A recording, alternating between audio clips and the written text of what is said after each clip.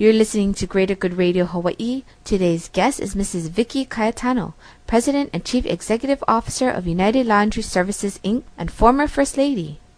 Have you integrated your community efforts into your business also, or do you mostly do that stuff separate? No, we do and we don't. I mean, I think my personal work has to be kept separate from that, but as a business, we're very supportive of a lot of fundraisers. We give to efforts that support children, health, welfare, and also to the culture and arts. So I think we're a very giving company, like so many businesses, you know, in our community. Do you think that's an obligation, or is it just something you want to do? I think it's a commitment that businesses should do. You know, you're serving the community, you're taking money from the community, you're earning from it, so don't we feel, to a certain extent, a responsibility, I would say.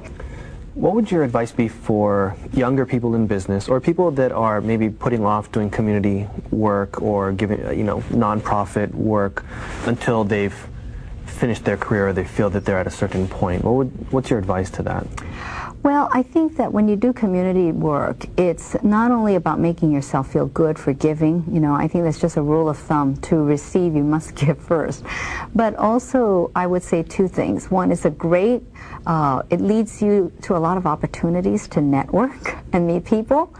And three, I would just say that manage it so that you don't have to give to everything. But if you just even choose one organization, one day a month, it doesn't have to be daily or weekly, but if you can just even give that much, you know, once regularly, but just set it up as a regular kind of part of your routine.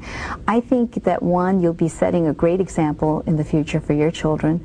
Two, you'll feel good about it. And three, in the process, besides helping others and yourself, you'll have a great opportunity to meet lots of interesting people.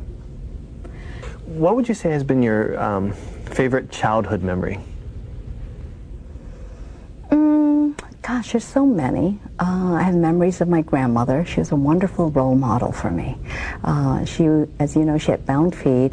She never complained. And she would tell me often when I would be complaining about, whether it's about my siblings or whatever, she'd say, you know, you can always choose to say something good or say something bad, and in the breath that you have, she said it in Chinese, like in your breath, basically translated, that you have, why don't you use it to say the good?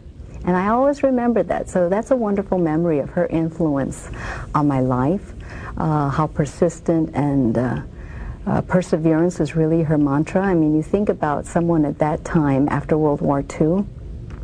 My grandfather died. I never knew him. He died very young.